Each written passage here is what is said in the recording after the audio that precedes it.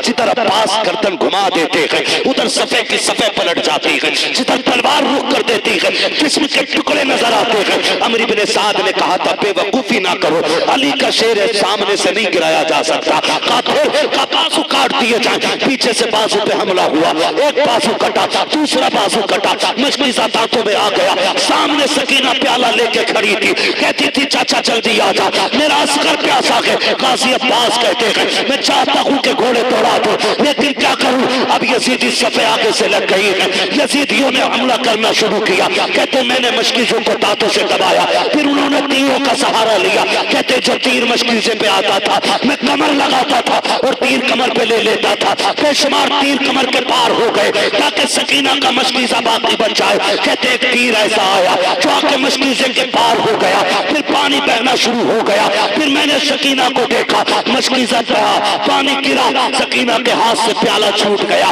कहते अस्कर जितना रोला है रोले, अब गाजी वापस नहीं आना है, अब पानी नहीं आने वाला। गाजी अब्बास कहते हैं फिर एक ऐसी बर्छी लगी कि जो मेरे सीने के पार हुई, एक तीर आया जो मेरी आंख के पार हो गया। जब मैं घोड़े से नीचे आया मैंने कहा किया हुसैन, आका हुसैन मुझे संभालो, आज तुझे बताऊं भाई क्या होता है। जैसी इतनी आवाज आई है सुन, मेरे इमाम ने कमर पे हाथ रखा था और कहा था आज मेरी कमर टूट गई है, मेरा भाई चला गया है। तारीख गवाह है, अकबर गए हुसैन ने कमर नहीं पकड़ी है, कासिम गए हुसैन की कमर पे हाथ नहीं आया है। सुनो तो शहीद हुए के भांजे, हुसैन की कमर पे हाथ नहीं आया है। लेकिन जैसी गाजी की आवाज आई थी हुसैन आके भाई को संभालो, मेरे हुसैन का कमर पे हाथ आ गया था और कहा था आज हुसैन की कमर टूट गई है। ये कहते आप आए हैं मक्तल में, आवाज दे रहे हैं अब्बास अब्बास किधर हो।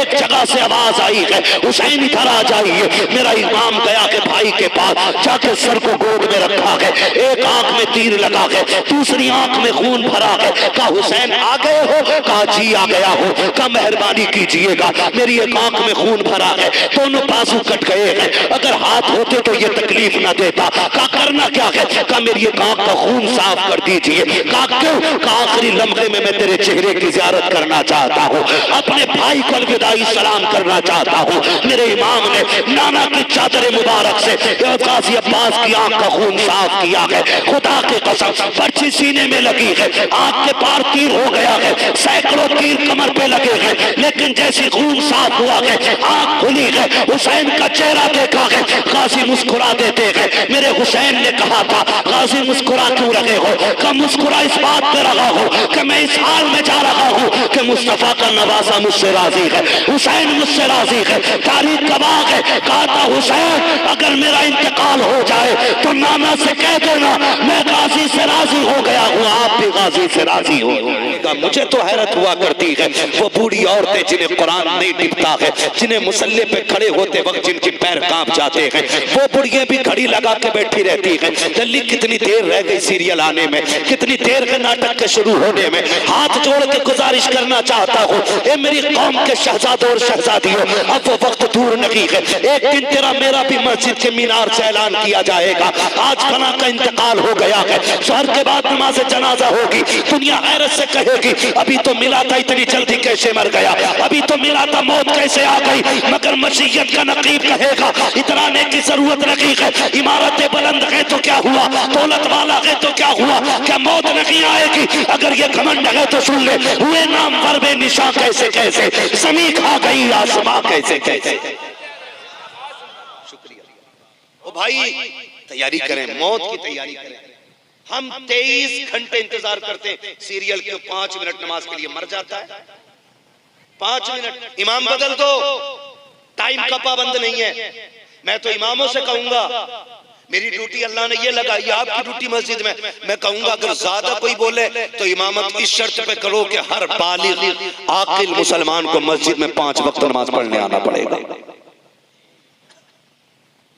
लगाओ शर्त, जितनों पे फर्ज है सबको 5 टाइम आना पड़ेगा, और नहीं आएगा तो एप्लीकेशन लिख के लाएगा कि आज मेरे बेटे की लेफ्ट साइड की टांग में इतना दर्द है, मेडिकल रिपोर्ट ये है वो इसलिए नहीं आया। लगाओ फिर। क्या ये गैरत नहीं आती हमें? सर्दी में अपने बेटे को कंबल उड़ा के आ रहे हैं और इमाम की चारपाई उल्टी कर रहे हैं। क्यों नमाज तेरे बेटे पे फर्ज नहीं थी? खाली इमाम साहब पे नमाज फर्ज है? कह रहा इस पे ढक दिया, कंबल डर रहा, ये लिहाफ डाल दे, और इमाम साहब से कह रहा उठा ना जाता, इमाम बदल दो। बदलो अपने रवैये। मैं गुजारिश करना चाहता हूं, आप अगर 5 टाइम की पढ़ रहे हैं ना, बहुत अच्छी बात है, तो 5 टाइम के पढ़ने का मतलब ये नहीं आप इमाम बदल देंगे। 5 टाइम पढ़ के ना छठे टाइम मुसल्ला बिछाया करो। वो छठा टाइम कौन सा? जब दुनिया सो जाया करे फिर मुसल्ले पे आया करो और रो के कहा करो मालिक जो 5 वक्त पढ़ी है ना, इसे कबूल फरमा लेना, इसे बचाने की कोशिश कीजिएगा, वरना कंडीशन हमारी कौम की, अल्लाह माफ करे, अगर कोई बंदा किसी उज़्र से मस्जिद में ना आए ना, तो कह रहा है ना कलवा दिखाई ना दे रहे भाई, वही सब नहीं कलवा दिखाई ना दे रहे, तो मसला कलवे के गायब होने का नहीं है, मसला ये जो अच्छा ना आ गए ना आज, ये अपनी हाजिरी बता रहे हैं कि हम आए हुए, हम आए हुए, इबादत कर रहे हैं, आप एहसान नहीं कर रहे हैं किसी से, नमाज पढ़ने आप अपने लिए पढ़ रहे हैं। कहीं हमदर्दी में पूछ लिया था तो इसे हमदर्दी नहीं कहते। अगर वाकई तुझे किसी से हमदर्दी थी तो मस्जिद में आवाज न लगाता, शोर करके किसी को रुसवा करने की कोशिश न करता। जैसी नमाज खत्म होगी तन्हाई में उसके घर जाता, जब मस्जिद में नहीं आया था दरवाजे पे दस्तक देता, फिर जाके करीब बैठता तो पूछता कैसे आया है, फिर हाथ पकड़ के कहता यार तेरे बगैर मस्जिद में दिल नहीं लग रहा था, तू आया कर, तू आता है तो मस्जिद में रौनक लगती है, तू आता है तो मस्जिद में दिल लगता है। खुदा की कसम जब तू इस तरह से किसी को मस्जिद में लाने के लिए तैयार करता, मैं नहीं जानता तेरे सजदों का क्या बना है, तेरे क़याम का क्या बना है, लेकिन इतना जानता हूँ अगर इस तरह से तू किसी को मस्जिद में लाएगा, कोई तुझसे राजी हो न हो, मदीने वाला भी राजी हो जाएगा और साथ में काबे वाला भी राजी हो जाएगा। बदलो अपने आप को और आखिरत की फिक्र करो, आखिरत की फिक्र करो और कोशिश किया करो अल्लाह जो सजदे हो गए इन्हें कबूल कर ले, इन्हें कबूल कर ले। और नौजवानों से कहूंगा, नौजवानों एग्जाम आता है ना तो पीर साहब के बाद जाते हो कलम पढ़ दो, गलत कह रहा हूं? सही, मुट्ठी भर के हाई स्कूल के पेपर हैं तरफ पढ़ दियो, उन्होंने भी लिया फूंक मार। मुझे एक बात बताओ, खाली फूंक मारने से अगर पास हो जाते ना तो मियाँ का बेटा ना अपने वक्त का डीएम एसडीएम बना बैठा होता।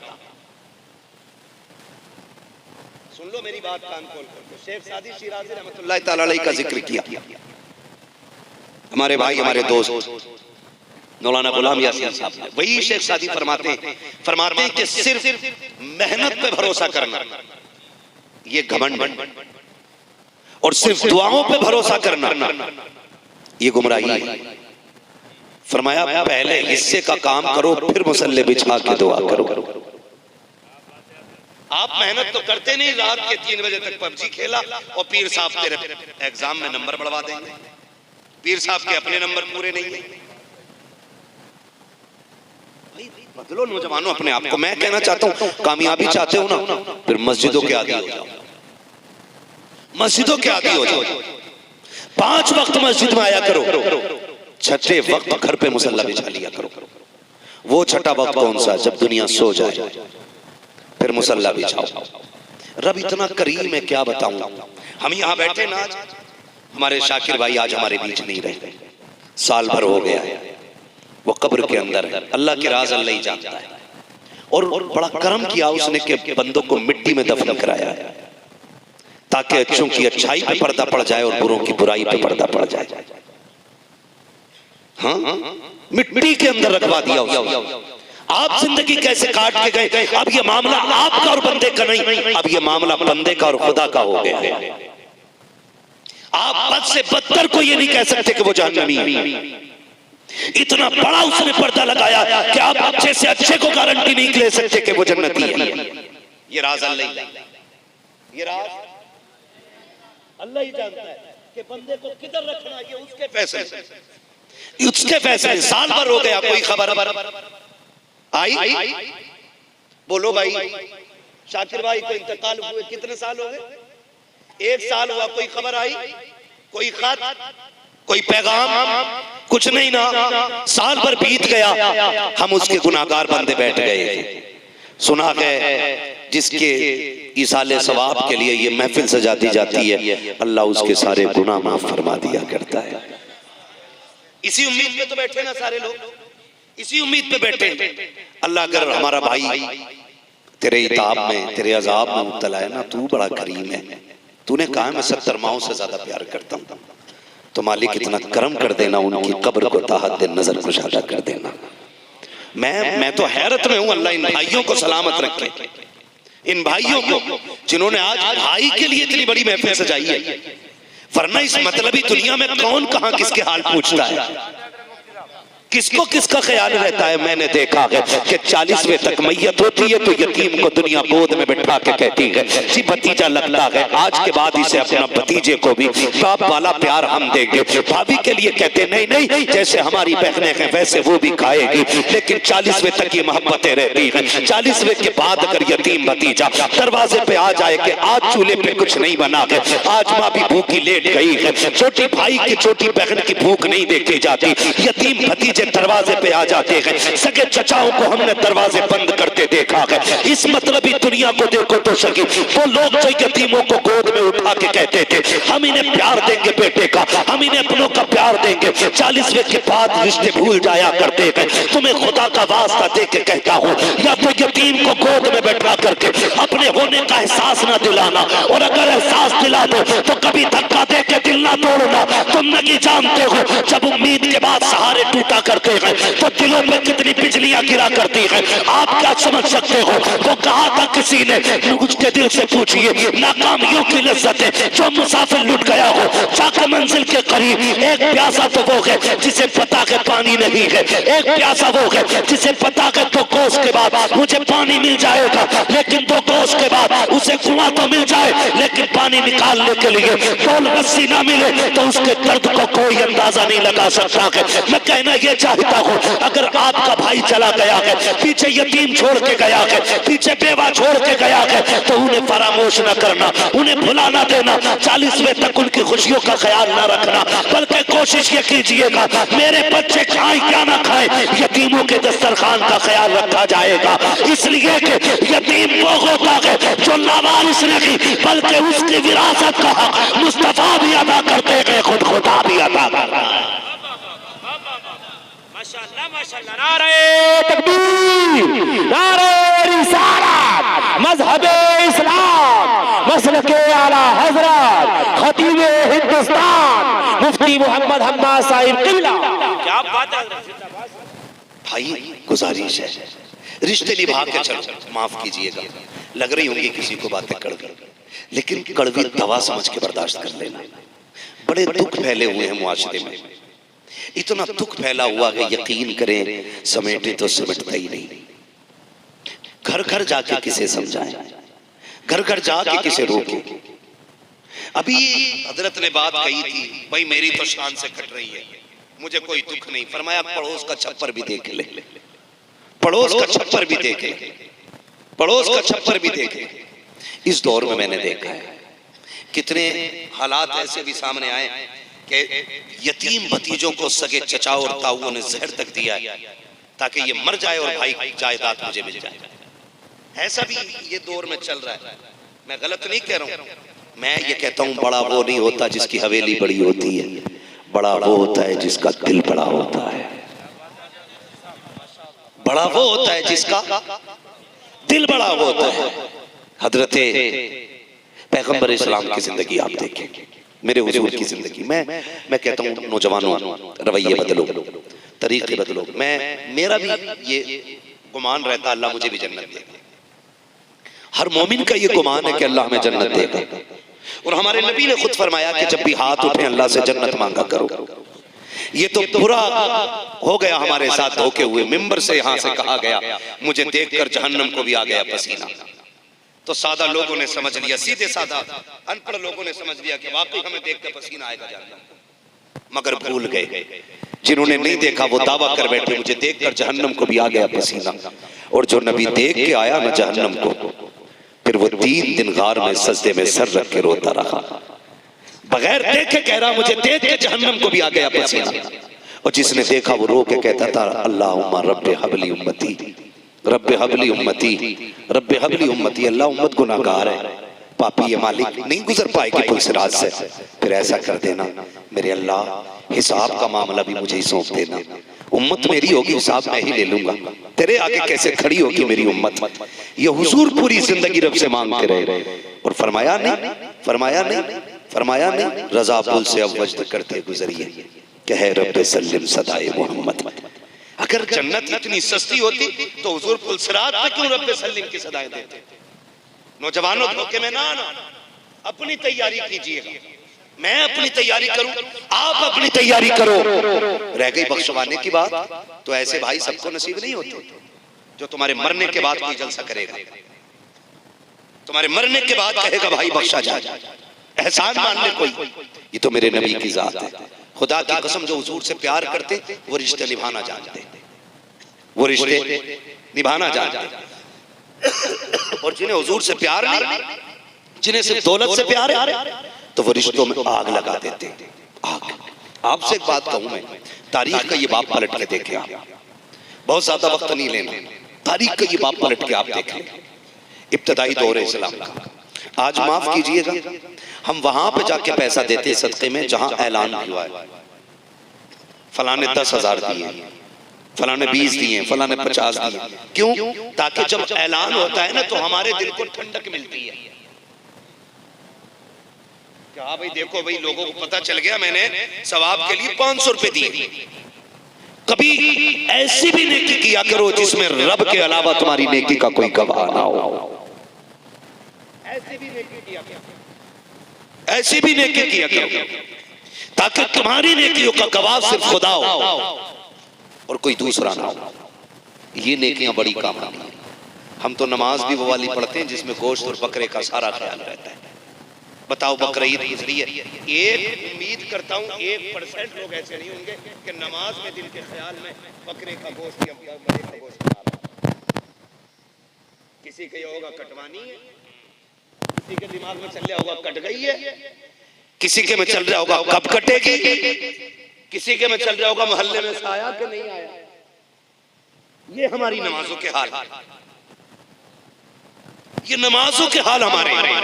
ना करो ऐसा, मौत आ जानी है, मरना है, आपको भी मरना है, मुझे भी मरना है। मैं आपकी कब्र में नहीं आऊंगा और आप मेरी कब्र में नहीं आओगे। आज तक कोई किसी की कब्र में साथ उतरा है? बोलो, उतरा है कोई? और कोई मुट्ठी में खजाने भर के लेके गया? थोड़ा सही करें, कोई खजाने भर के लेके गया? नहीं ना, खाली हाथ आए थे, खाली हाथ, खाली हाथ आए थे, खाली हाथ जाएंगे। कोई खजाना लेके नहीं जाना है। तो फिर फिक्र किस चीज की करनी? आखिरत की करनी। और याद रखना रब बड़ा बेनियाज, ये भी याद रखना वो बड़ा बेनियाज है। कुरान कहता अल्लाहु समद, वो बड़ा बेनियाज, वो बड़ा बेनियाज है। अपने उसूल, अपने ज़ाब्ते में वो किसी का मोहताज नहीं। उसकी शान ये है कि वो मुर्दों से जिंदे पैदा करता है और जिंदों से मुर्दे पैदा करता है। वो कादिर मुतलक है, उसी को राजी करने की कोशिश करनी है, उसी को। कितने भाई ऐसे होते हैं, उम्र आ गई है, वो कह रहे हैं यार अभी क्या, अभी तो गुर्दे फेफड़े सारे काम कर रहे हैं, अभी थोड़ी मरूंगा। ना ना, हट्टे कट्टों को मौत आ जाती है। ऐसे ऐसे भारी जनाजे होते कि 4 लोगों से उठते तक नहीं है। तो क्या लगा कमजोरी में मौत आती है? नहीं जी, जब अल्लाह ने लिख दी है ना 1 मिनट पहले आएगी ना 1 मिनट बाद में। अपने वक्त पे मौत आनी है, वक्त पे मौत आनी है, फिर तैयारी करो। हम तो देते भी वहां हैं जहां तज़किरे हो, जहां ऐलान हो, जहां तारीफ करने वाले हो। कभी वहां दे दिया करो जहां कोई पूछने वाला ना हो, पूछने वाला जहां ना, वहां दिया करो। हुजूर की आप तारीफ पढ़िए, माफ कीजिएगा, मैंने बुजुर्गों को फरमाते सुना है कि जब रूह बंदे की निकलती है ना और लोग उसके जनाजे पे बैठ के घर में रोते होते हैं और वो दरवाजा पार करता है ना, तो मुड़ के पीछे देखता है और कहता दुनिया वालों ख्याल रखना, अपने पीछे बेवा छोड़ के जा रहा हूं, अपने पीछे यतीम छोड़ के जा रहा हूं। इन्हें सताना मत, इन्हें रुलाना मत, इनका ख्याल रखना। वो जाते जाते ये बात कहता, लेकिन भला हो हमारी कौम का। हम तो उस वक्त तक यतीम को एक वक्त का खाना नहीं देते जब तक अपनी जूतियां नहीं उठवा लेते। शौक हो गया लोगों को गरीबों में बांटने का, लेकिन कब जो कपड़े हमारे बच्चों के पुराने हो जाते वो हम यतीम को देते, जो जूते हमारे बच्चों के पैर में छोटे आने लगते वो हम गरीब को देते। ऐसे देने से तो ना देना बेहतर है यार। जो तुम्हारे बच्चों के पैरों में नहीं आया वो तुमने उठा के दिया, जो तुम्हारे बदन पे स्वेटर फट गई वो तुमने किसी गरीब को दी। और आके गिना रहा कि सुनो जी मौलाना, मैंने फलां को ये दिया है। इसे देना नहीं कहते, देना किसे कहते? मेरे नबी की चौखट पे चल के दे।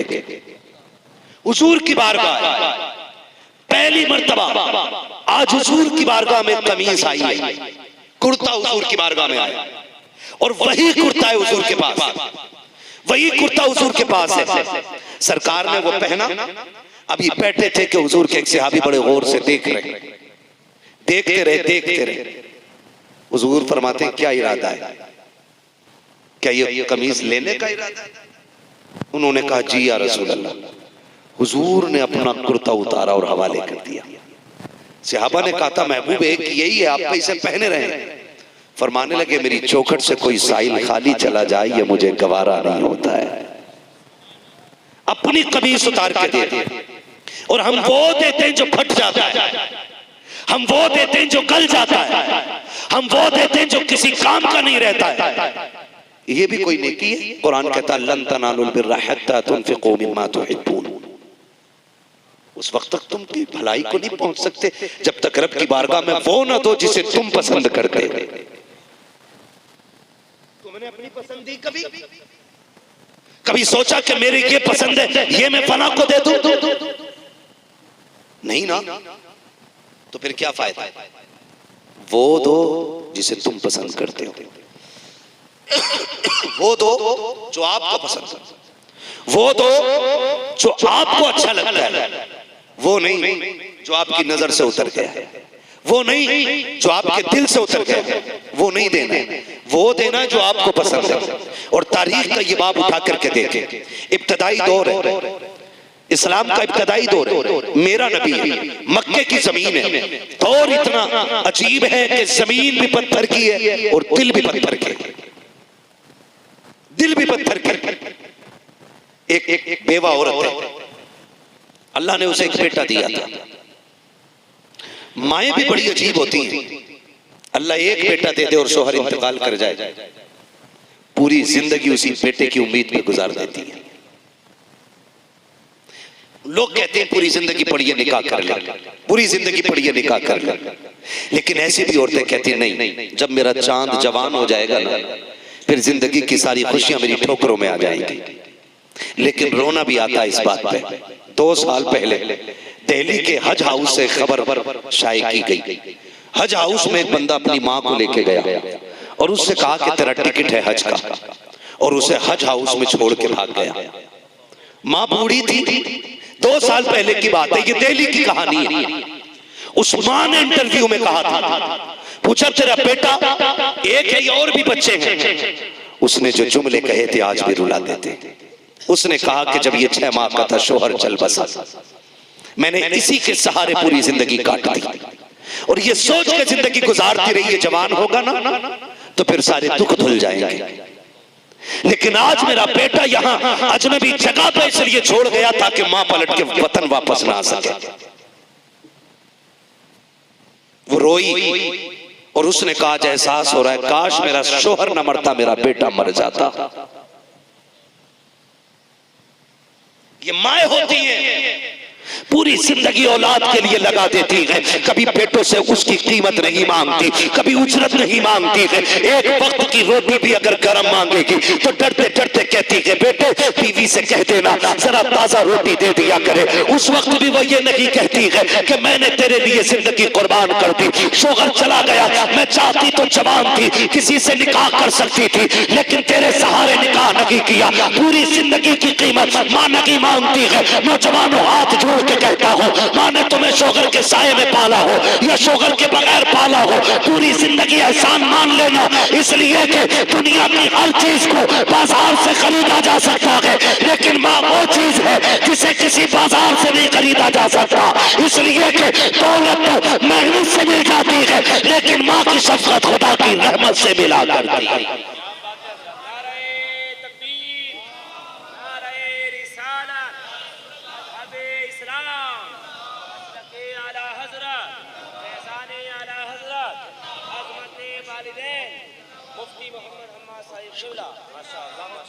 ख्याल करेंगे इंशाअल्लाह। माँ का हर हाल में ख्याल रखिएगा। माँ बेवा हो जाती है फिर भी बच्चों के लिए वक्त काट देती है, और एक बीवी के आते ही इसके तेवर देखो, कपड़ों से बाहर कह रहा कि मेरे खर्चे बढ़ गए, अब तुम हाथ रोक के खर्च करो, अब मुझसे तुम्हारे खर्चे नहीं उठते।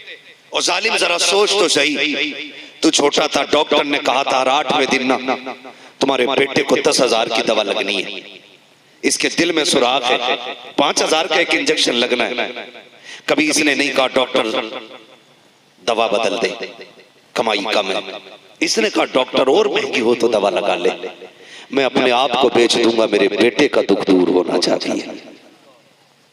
बेटों पे भी लाजिम है, कभी माँ से ये ना कहे मेरा खर्च बढ़ गया, कभी बाप से मत कहना मेरा खर्च बढ़ गया है। और याद रखना आमदनी उन्हीं की बढ़ती है जो माँ बाप पे खर्च किया करते हैं। मैं नहीं जानता कि शाकिर भाई का रवैया क्या था, मुझे नहीं पता ये परिवार के लिए कैसे थे, लेकिन मुझे साजिद भाई ने बताया कि शाकिर जिसका नाम था ना, पूरे परिवार को लेकर साथ चलने वाला बंदा था, परिवार को साथ लेकर चलने वाला बंदा था। तो फिर मुझे बताया जिस हवेली में बैठे हो ना उसी बंदे के हाथ की बनी हुई है। मैं कहता हूं वाह रे वो पेड़ लगा गया है जिसे देख के नस्लें तुझे याद करती रहेंगी, नस्लें याद करती रहेंगी। एक बाप कितनी बड़ी कुर्बानी दे देता है औलाद के लिए, और औलाद हिसाब लगा रही है। खांसी की दवा कितने की तुम्हारी? 18 रुपए की। सिरप कितने का? 72 रुपए का। कितने हो गए?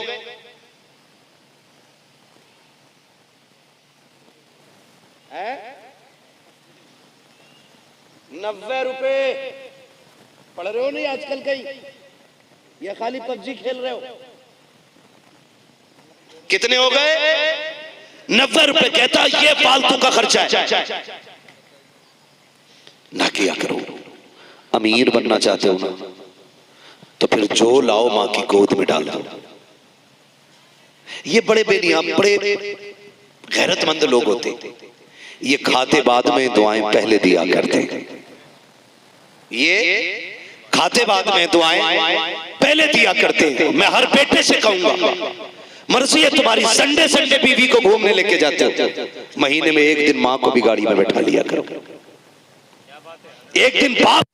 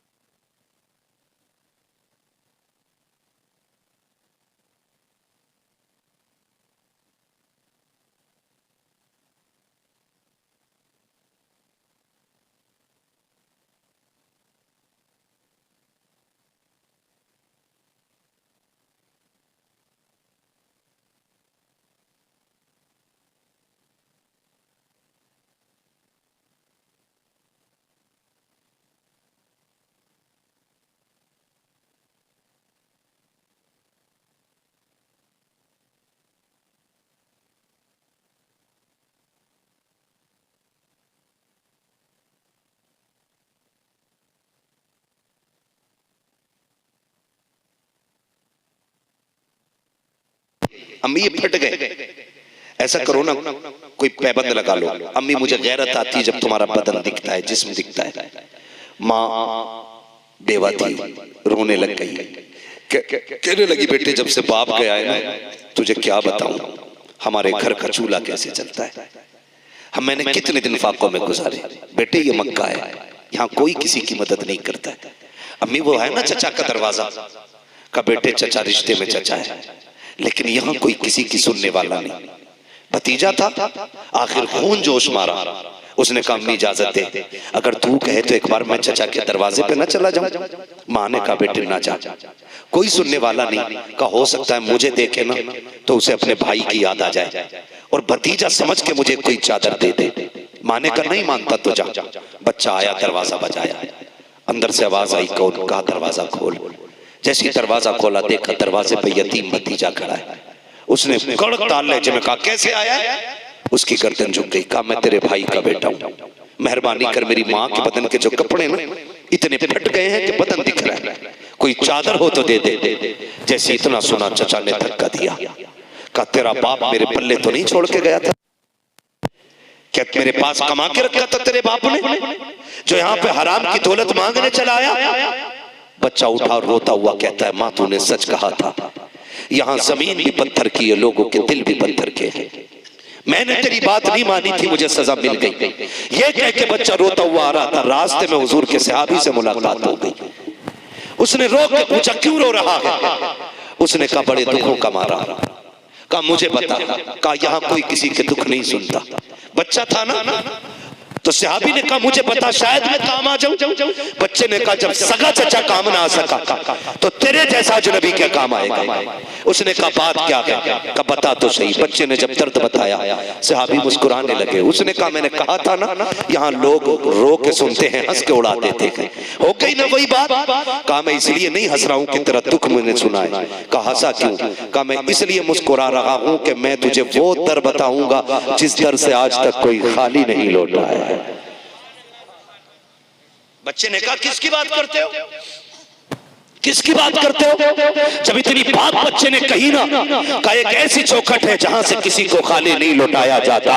बच्चा कहता नाम बताओ। उन्होंने कहा कि वो एक शख्सियत है जिसे कुल कायनात मोहम्मद रसूलुल्लाह कहा करती है। कहा कहां मिलेंगे? कहा हरम शरीफ में मिलेंगे। बच्चा माँ का फर्माबरदार था। कहा ऐसे नहीं जाना है, पहले माँ से इजाजत लेके आऊंगा। अभी माँ की नहीं मानी थी इसलिए धोखा उठा लिया है। बच्चा आया है, माँ ने देखा बेटा कभी रो रहा है कभी मुस्कुरा रहा है। माँ ने कहा बेटे बात क्या है? बच्चे ने कहा अम्मी जान वो इसलिए रहा हूँ कि चचा ने धक्का देके निकाल दिया है। हंस इसलिए रहा हूँ कि एक सखी का पता चल गया है, एक ऐसे सखी का दरवाजा मिल गया है, सुना गया जिसकी चौखट से आज तक कोई खाली नहीं लौटा है। माँ ने कहा बेटे किसकी बात करता है? का नाम मोहम्मद रसूलुल्लाह है। माँ ने कहा ना बेटे उसके दरवाजे पे मत चले जाना, सुना के जो उसके पास चला जाता है वो उसी का हो जाया करता है। ए बेटे सुना ये है कि वो लोगों की बात तो सुनता है लेकिन पहले अपना कलमा पढ़ाता है। बच्चे ने कहा अम्मी जान बात तेरी इज्जत की है, बात मेरी गैरत की है, इजाजत दे मैं वादा करता हूँ तेरी इज्जत की कसम जाकर मैं वादा करके जा रहा हूँ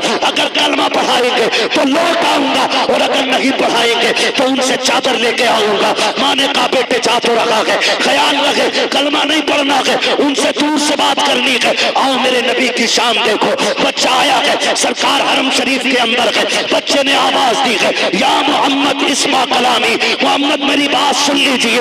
आका करीम ने इतना सुना रूह किया है बच्चे की तरफ। हरम के दरवाजे पे बच्चा खड़ा है। आका ने इशारा करके कहा क्या बात है? बच्चे ने कहा करीब आइए। सरकार अपनी जगह से उठे हैं। जब थोड़ा फासला रह गया बच्चे ने कहा ठहरिए अब आगे ना आना। कहा क्यों? कहा करीब ना आइएगा, पहले मेरी बात सुन लीजिए। कहा क्या बात है? कहा मैं कभी ना आता, एक जरूरत खींच लाई है। आका फरमाते हैं बता क्या जरूरत है? कहा बता तो दूंगा लेकिन शर्त है मेरी। कहा कौन सी शर्त है? कि मैं तुम्हारा कलमा नहीं पढ़ूंगा। मेरे नबी मुस्कुरा देते हैं। कहा वो तेरी मर्जी है, काम बता काम क्या है? बच्चे ने कहा जी मैं यतीम हूँ। जैसे उसने यतीम कहा है नबूवत वाली आंखों में आंसू आ जाते हैं। सरकार आगे बढ़ते हैं, बच्चे के सर पे हाथ रख के कहते हैं और एक बार कहते उसने कहा जी मैं यतीम हूँ। जब सरकार ने इतना सुना है बच्चा खुद को यतीम कह रहा है। आका करीम कहते हैं बता कैसे आया है? उसने माँ का हाल दिल बयान किया, गुर्बत और फाके की दास्तानें सुनाई, नबुव्वत की आंखें बरसती रही। बच्चा समझदार था, कहने लग गया, गरीब मैं हूँ आप क्यों रोए हो, यतीम मैं हूँ आप क्यों रोए हो। जब इतनी बात सुनी है मेरे नबी फरमाते हैं, जब मैंने तेरी यतीमी का दौर सुना है तो मुझे अपना बचपन याद आ गया है, मुझे माँ के साथ गुजारे हुए लम्हे याद आ गए हैं। उसने कहा मुझे चादर चाहिए, अगर दे सकते हो तो लेकिन कलमा नहीं पढ़ूंगा। मेरे नबी मुस्कुराए, मुजम्मिल वाली चादर उतारी और यतीम के हवाले कर दी। लो बेटे और कुछ चाहिए। बच्चे ने इतना सुना और चादर को सीने से लगाया, मगर खुदा की कसम आके करीम से मुलाकात का हाल ये था कि जुल्फ देखी है कि नजरों ने घटा देखी है, लूट गया जिसने मोहम्मद की अदा देखी है।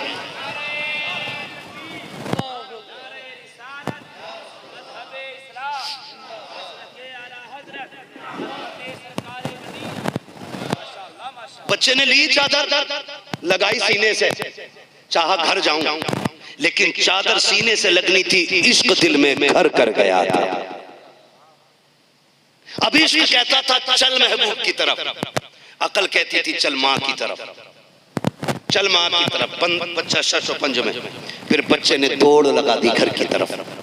जैसी चादर लेके पहुंचा ना, माँ कहने लगी बेटे ले आया चादर, पहले बता तूने कलमा तो नहीं पढ़ा। उसने कहा अम्मा ये सारे मक्के वाले झूठ बोलते हैं, उससे ज्यादा बड़े अखलाक का मालिक तो किसी माँ ने पैदा ही नहीं किया। कहा तुझसे कोई बात मनवाई? कहा ना। उसने जब मेरा दर्द सुना तो वो रोने लग गया था। माँ, मैंने कहा मेरी माँ को एक कपड़ा चाहिए, उसने अपने कंधे की चादर उतार के दे दी। अम्मी एक चादर थी वो भी उसने दे दी। माँ रोने लग गई, कहने लगी पगले सिर्फ चादर लाया है? कहा और क्या लाता? कहा उस नबी का दीन घर तक क्यों नहीं लेके आया है? माँ ने कहा चल एक काम कर, चादर ले और वहां ले चल जहां मक्के का अमीन बैठा हुआ है। माँ बेटे दोनों दरवाजे पे आ गए और आकर फिर बच्चे ने हुजूर को सदा दी। हुजूर ने मुड़ के फिर देखा, क्या बात है, कुछ और चाहिए? बरेली से आवाज आती है, आता है फकीरों पे उन्हें प्यार कुछ ऐसा, खुद भीख दे और खुद कहे मंगते का भला हो। मंगता तो है, मंगता कोई शाहों में दिखा दो जिसको मेरे सरकार से टुकड़ा ना मिला। कहो क्या चाहिए? उसने इशारा किया आइए उठ के। मेरे नबी गए, कहा बेटे कैसे आना हुआ? खातून कहती महबूब सिर्फ चादर ना दे, हाथ बढ़ा के कलमा बढ़ा ले, मुझे भी दीन में दाखिल करवा ले। खुदा की कसम गोया वो बरेली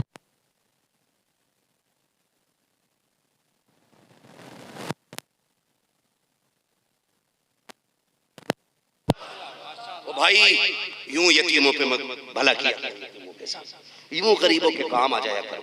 ये वो नेकियां हैं जो मुट्ठी बंद करके की जाएंगी और इसका सिला अज्र में सबको खोल के दिखाया जाएगा, है ना? आज हम हैं, कल नहीं होंगे। हम भी कल एक गुजरा हुआ वक्त बनेंगे।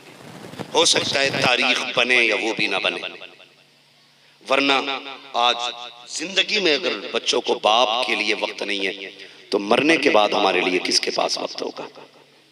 कोई गारंटी नहीं है।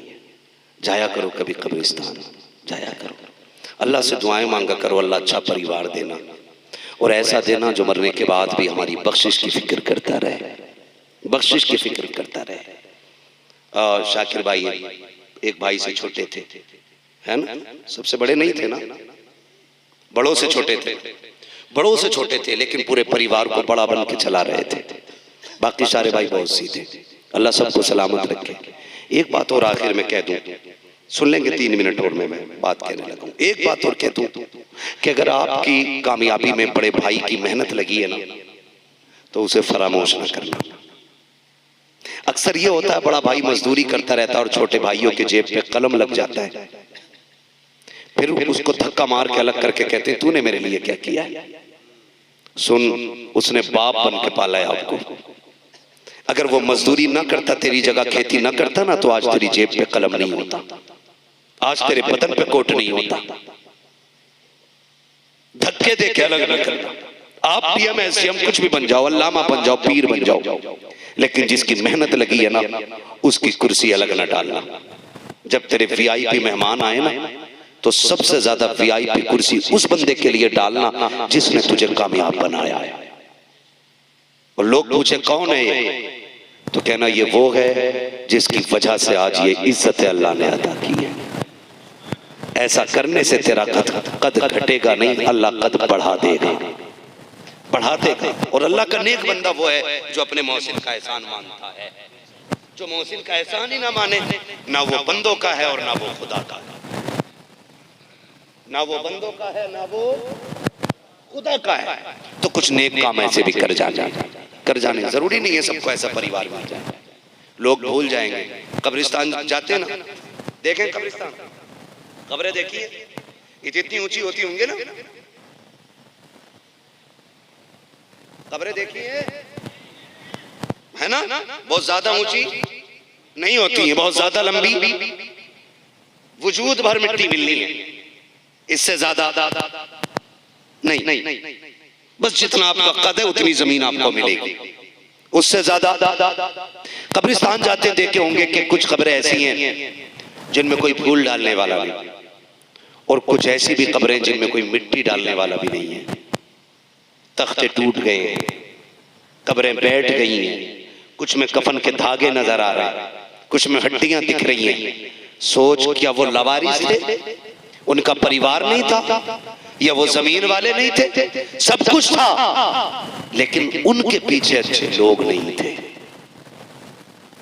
फूल तो बड़ी बात है, लोग मिट्टी डालने आ जाएं तो ये बहुत बड़ी बात होती है। ये दुनिया बड़ी बेवफा है, इसके लिए रब को नाराज न करना, इसके लिए रसूल को नाराज न करना, इसलिए कि ये इतनी बेवफा है, तेरी सांस रुकने की देर है, तेरे कपड़े उतारने के लिए तैयार नहीं होंगे अपने। जिस चारपाई पे तेरा दम निकला है उस पे तेरा बेटा लेटने तैयार नहीं होगा। है कोई जो बाप के उतरे हुए कपड़े पहन ले बेटा? नहीं, गठरी बांध के फकीर को दे दो। बड़े बड़े कीमती कपड़े गरीबों को उठा के दे दिए जाते, पहन लो तो कोई नाजायज है? बोलो, नाजायज नहीं है ना? फिर पहनते क्यों नहीं? क्योंकि ये दुनिया बड़ी बेवफा है, बड़ी बेवफा है। कोई किसी का नहीं है, कोई किसी का नहीं है। अल्लाह से दुआएं मांगा करो, अल्लाह अच्छा परिवार देना, अच्छे लोग देना। सबसे पहली बात ये कहा करो, अल्लाह अच्छी मौत देना, ईमान पे मौत देना, मौला करीम इज्जत की मौत देना। और इस हाल में मौत देना कि जब जनाजे उठ रहे हों तो कोई बताए या ना बताए, हमारे कफन से आवाजें आई, लहद में उसके रुखे शह का दाग लेके चले, अंधेरी रात सुनी थी चराग लेके चले, तेरे गुलामों का नक्शे कदम है रागे खुदा, वो क्या भटक सके जो ये सुराग लेके चले। कदर करें। और एक बात और कह दूं आखिरी, थके तो नहीं है ना अभी आप? कितने लोग थक गए? जो थके वो कहते हैं या रसूल अल्लाह, माशाअल्लाह। नहीं, मसला यह है कि हम हुजूर के नाम पे हर हाल में या रसूल अल्लाह कहने तैयार हैं। बोली खाली नहीं जाने देंगे, सारे बोले जरा या रसूल अल्लाह। हम यही तो कहते हैं यार, यही तो कहते हैं, नींद में भी हो तो बोल दिया करो, ताकि दुनिया को ये पता चल जाए कि ये कौम सबसे ज्यादा अपने हुजूर से इश्क करती है ना? अब सारे बोले जरा या रसूल अल्लाह। हाँ, हुनूस दिल्ली दूर है, तवज्जो है सारे लोगों की। मैं आपको आखिरी बात बता दूं, आखिरी बात, रिश्तों की कदर कर लें, यानी भाइयों की कदर कर लें। इसलिए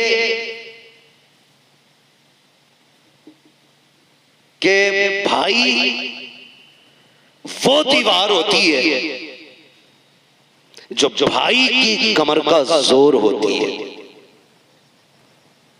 अल्लाह करे ये बात आपकी समझ में आ जाए। आप सोच रहे होंगे ना ये मौलवी बहुत दूर हट के बात कर रहा है जहन्नम जन्नत से।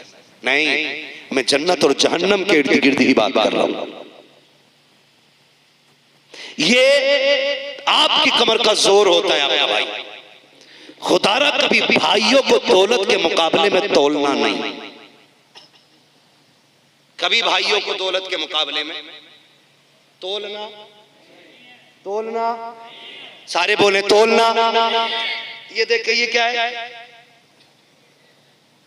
देख लो क्या है, जेब। और यहां सीने के अंदर क्या है, जेब और दिल दोनों कहां है, आमने सामने, ठीक है ना। दो बातें लोग करते हैं, मेंबर वाले लोग खाली दुआ दें अगर बात अच्छी लग जाए। दो लोग बात करते हैं, जिनमें घमंड होता तो कहता है ऐसों को तो मैं जेब में रखता हूं, है ना। तू है क्या, तेरे जैसे मेरी जेब में रहते हैं, जेब में। एक जुमला बोला जाता है कि नहीं, जब किसी पे कोई घमंड करके कहता ना चल जा, तेरे जैसे जेब में रखता हूं, जब चाहूं 10 खरीद सकता हूं। ये कब आती है बात, ये तब आती है जब ये जेब की चीज दिल में चली जाती है। पैसा कहां रखा जाना चाहिए और रिश्ते कहां रखे जाने चाहिए, सलामत रहे, रिश्ते कहां रहने चाहिए। और पैसा जब जेब में रिश्ते होंगे और पैसा दिल में होगा, तब बंदा बात कहता तेरे जैसे मेरी जेब में रहते हैं। लेकिन जा, मेरा चैलेंज है तुझे, जितनी चाहे दौलत ले ले, जितना चाहे पैसे का मालिक बन जा, अल्लाह की इज्जत की कसम खा के कहता हूँ, तू बंदे खरीद सकता है, मार्केट से भाई नहीं खरीदे जा सकते हैं। तू बंदे खरीद सकता है, भाई नहीं खरीद सकता। मजदूर खरीद सकता है, भाई नहीं खरीद सकता। खादिम खरीद सकता है, भाई नहीं खरीद सकता। नौकर खरीद सकता है, भाई नहीं खरीद सकता। मजदूर वो होता है जो तेरी चूची उठाने तक काम आएगा, और भाई वो होता है जो तेरे सीने की गोली अपने सीने पे खा लिया करता है। खरीद सकता है कोई ऐसा जो तेरे सीने की गोली अपने सीने पे खा ले। और यार सीने पे खाता है तब जब 18 साल का होता है। हम तो तब से भाई को जानते हैं जब हम छोटे थे। तो हमारा एक भाई बड़ा था, हमें अगर किसी ने मार दिया, हम रोते हुए घर में आ गए। हम 8 साल के थे, वो 10 का था, और मारने वाला 16 साल का था। हमने घर में आके रो के कहा फलां ने मारा है। हमारे 10 साल के भाई ने वजूद अपना नहीं देखा, उसने अपने से डबल का जाके गिरबान पकड़ा और कहा तूने मेरे भाई को अकेला समझ रखा है, मेरे होते हुए तूने मेरे भाई को हाथ लगाया कैसे। वो भाई ये दिन भी थे कि जब रिश्ते रिश्तों के लिए मिट जाया करते थे, वो दिन भी थे कि जब अपनों के लिए हम गर्दने कुर्बान कर दिया करते थे। आज भी वही रिश्ते, वही आंगन, वही हवेली है, वही घर है, वही दीवारें है, वही मकान है, वही भाई है, वही ताल्लुकात है।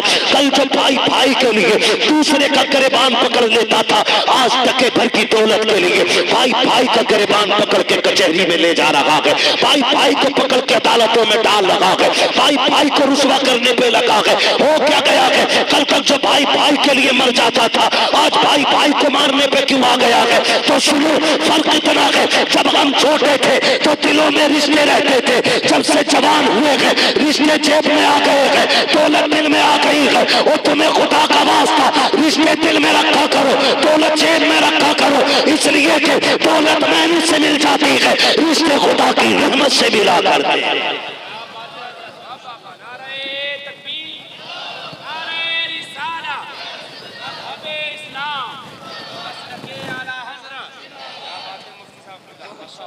रिश्ते खुदा की रहमत से मिला करते हैं। उनसे पूछो जिन्होंने भाइयों का जनाजा उठा लिया है, कितनी बड़ी कीमत उनकी चली गई है। मैं अल्लाह की इज्जत की कसम खा के कहता हूं, मैं और आप क्या जाने भाई को। आ तुझे एक भाई का रिश्ता बताऊं, दुनिया जिसे गाजी अब्बास कहती है, गाजी अब्बास, तारीख पढ़े, ये सारे उलमा बैठे हुए हैं। कौन गाजी अब्बास, जो करबला के मैदान में जाने की इजाजत मांग रहे। तो हुसैन ने कहा था अब्बास तुम न जाना।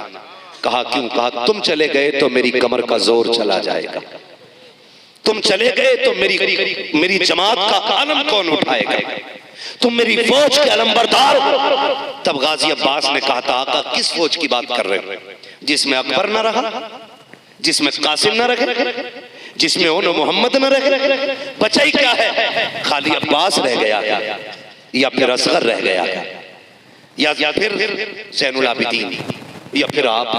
अब जाने की इजाजत देते।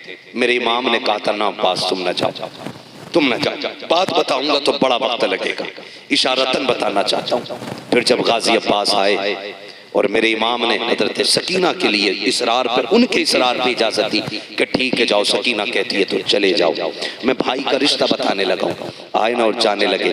मेरे इमाम ने खेमे से निकल के कहा अब्बास जा रहे हो? जी आका। कहा एक बार आओ मेरे सीने से लग जाओ, एक बार मेरे सीने से लग जाओ। गाजी ने कहा था हुजूर क्यों?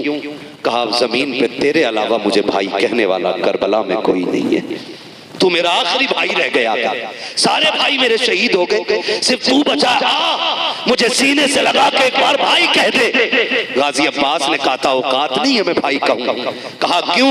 कहा मेरी माँ उम्मे बनीन है, तेरी माँ फातिमा ज़हरा है, और मेरी माँ ने सिखाया था अब्बास कभी हुसैन को भाई ना कहना। मैंने कहा था माँ मेरा बाप भी हैदर कल्लार है, हुसैन का बाप भी हैदर कल्लार है, फिर मैं भाई क्यों ना कहूँ? तो बचपन में मेरी माँ ने कहा था ए अब्बास याद रखना तेरी माँ जैसी 1000 माँ फातिमा ज़हरा के एक पल्लू पे कुर्बान हो सकती। कहा मैंने कभी आपको नजर भर के नहीं देखा, आज भाई कह दो। मेरे इमाम ने कहा था आज लग जाना यार गले से, आज भाई कह दे। दौड़ के आए, भाई कहा सीने से लग गए। मेरे इमाम की चीख निकली और गाजी अब्बास जब सवार होकर घोड़े पे जाने लगे फरमाया उम्मे रुबाब शहरबानो आओ आओ खेमे के दरवाजे पे आके देखो।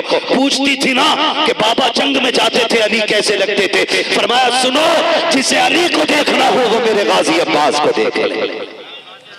गाजी अब्बास को देख लो। और अब्बास कोई छोटा कद न था, अब्बास उस कद को कहा जाता था जो खड़े खड़े घोड़े की गर्दन पे पैर रखने की ताकत रख रहा था, उस जात को अब्बास कहा जाता है। गाजी अब्बास गए करबला के मैदान में, बात तवील होगी अगर मैं शहादत का मुकम्मल वाक़या बस इशारतन भाई बताने लगा हूं। भाई किसे कहते हैं और रिश्ते कैसे निभाए जाते हैं। रिश्ते गए, मशकीज़ा भरा, वापस आ रहे थे। अमर इब्न साद ने क्या कहा? पानी नहीं पहुंचना चाहिए, पानी पहुंच गया ना तो कयामत आ जाएगी। मुश्किल से प्यारे प्यासे शहीद हुए इनके, अगर पानी मिल गया तो क्या होगा? कहा पूरी ताकत लगा दो, पानी नहीं जानी चाहिए। ताकत लग गई, पानी नहीं जाना चाहिए। ताकत ऐसे लगी तलवारों से चारों तरफ से घेर लिया, लेकिन शेर भी अली का शेर था, जिसके बाजुओं में अली की ताकत हो ना फिर तलवार मुकाबला नहीं कर सकती है। बाप की शान का आलम यह था, जब उनकी तलवार चलती थी आवाज आती थी शाह मर्दा शेर यज़दा कुव्वत परवरदिगार ला फता इल्ला अली ला सैफ़ इल्ला ज़ुल्फ़िकार। और ये हैदर कल्लार के शहजादे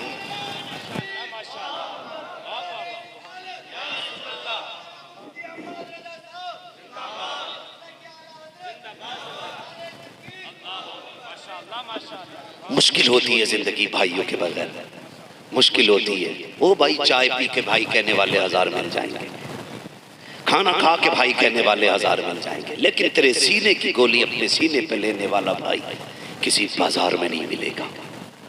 तेरे लिए अपनी जान की बाजी लगा देने वाला भाई किसी मार्केट में नहीं मिलेगा। आज है तो इज्जत कर लो। अगर नापने वालों ने इंच 2 इंच ज्यादा नाप दी है, बांटने वालों ने कम बेशी कर भी दी है ना, तू तो भाई है ना, तेरा तो वो भाई है।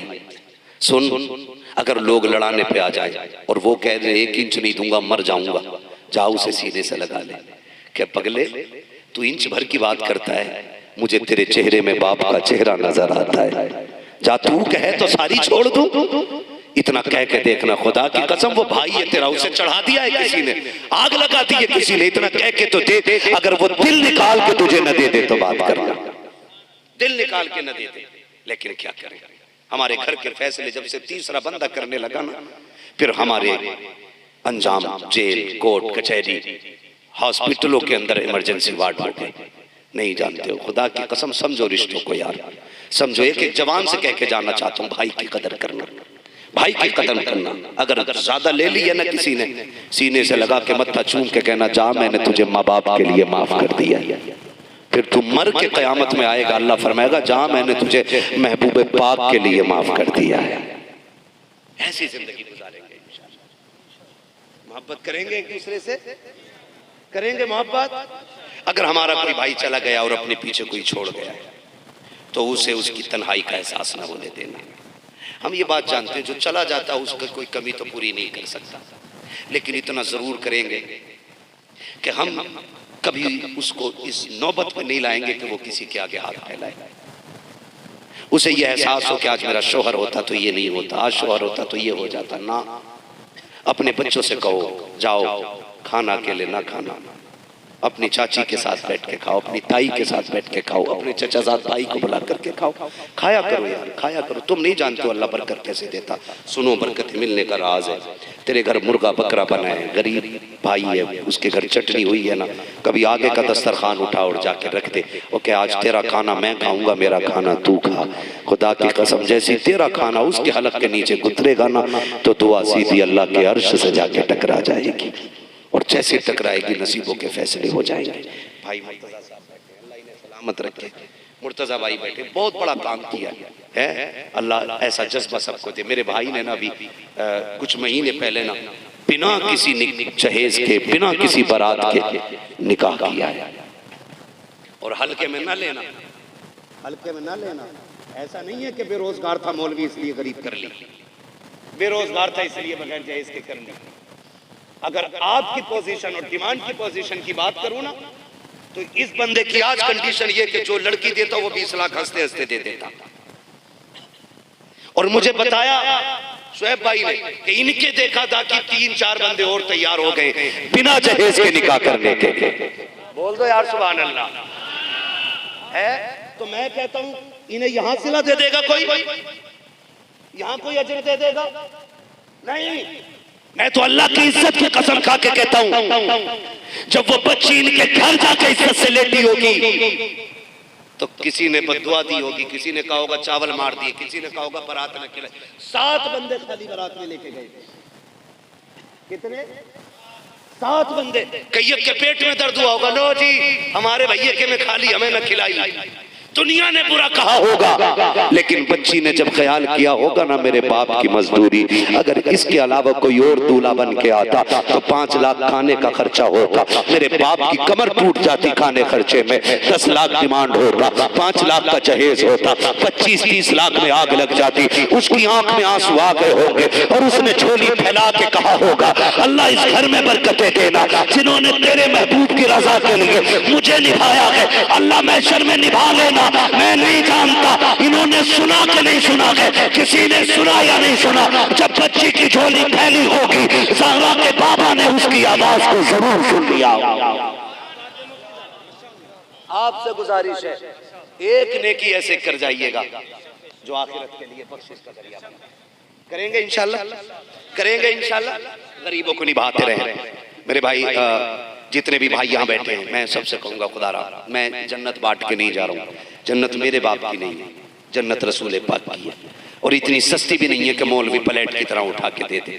जन्नत उसे मिलेगी जो रब रसूल को राजी करेगा। कोशिश ये करें हम राजी कर लें। एक नेकी ऐसी कर जाओ जो आखिरत में काम आ जाए, एक नेकी कर जाओ। हाँ, इमाम गजाली रहमतुल्लाह तआला अलैह के हवाले से गालिबन मशहूर है, जो इमाम गजाली का विसाल हुआ ना, किसी ने देखा जन्नत में, जन्नत में पूछा कैसे बख्शे, उन्होंने कहा बाकी तो कोई पुरसिश ही नहीं हुई। अल्लाह ने पूछा गजाली आ मैं तुझे जन्नत दूं। मैंने कहा मालिक क्यों? उसने कहा कि एक दिन तू लिख रहा था और तूने कलम डुबा के बाहर निकाला, तेरे कलम पे मक्खी आके बैठ गई, तूने इस नीयत से मक्खी नहीं उड़ाई कि शायद प्यासी है, और तूने कलम रोक रखा था। फरमाया रब ने मुझे तेरी वो अदा पसंद आ गई है, मैं तुझे जन्नत दे रहा हूं। यार अगर मक्खी को आप अल्लाह की रजा के लिए मखलूक समझ के आप उसकी प्यास बुझा दें, तो गजाली जैसा बंदा, गजाली जैसा जिसे आलम अरवाह में हुजूर ने तलब करके हजरत मूसा से मुलाकात कराई, उस बंदे को अल्लाह इसलिए बख्श दे रहा है कि तूने मक्खी की प्यास बुझा दी थी। अगर तुम किसी गरीब का सहारा बन जाओगे, खुदा की कसम खुदा की रहमतें बढ़ बढ़ के तुम्हारा इस्तकबाल करेंगे इंशाअल्लाह। तलाश करें, गरीब बूढ़े बेवा की बच्चियां देखें, ऐसी बच्चियां जिन्हें कोई बिना पैसे के ले जाने तैयार नहीं, बालों में सफेदी आ गई है, जाओ उन्हें इज्जत से अपने घर की इज्जत बना लो। तुम्हें मरने में देर लगेगी, तुम्हारी कब्र को जन्नत बनाने में मुस्तफा को देर नहीं लगेगी। करेंगे इंशाअल्लाह, नौजवान ये काम कर ले, और कोई बड़ी बात नहीं है। ससुराल से कोई पलता नहीं है, ससुराल ये 50 लाख भी दे दे तो हलवा दामाद 5 महीने में खा लेगा।